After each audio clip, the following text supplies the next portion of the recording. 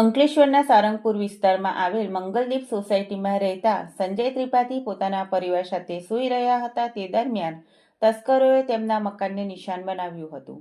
તસ્કરોએ મકાનનું તાળું તોડી અંદર પ્રવેશ કર્યો હતો અને જે રૂમમાં સંજય ત્રિપાઠી તેમજ બીજા રૂમમાં સૂતેલી તેમની માતાના રૂમના દરવાજાને બહારથી બંધ કરી તસ્કરોએ એક રૂમમાં તિજોરી તોડી તેમાંથી ₹8,18,000ના સોના ચાંદીના દાગીના અને રોકડા ₹15,000 મળી કુલ ₹8,33,000ની ચોરી કરી ગયા હતા.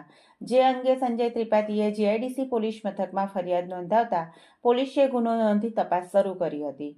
દરમિયાન ભરૂચ સી ડિવિઝન પોલીસે ભરૂચના કસક પાસેની નવીનગરીમાં વિસ્તારમાં રહેતો જસબીરસિંહ જોગિંદરસિંહ ટાંકની ધરપકડ કરી હતી અને તેની સઘન પૂછપરછ કરતા તેણે અંકલેશ્વરના સારંગપુરની મંગલદીપ સોસાયટીમાં ચોરી કરી હોવાની કબૂલાત કરી હતી.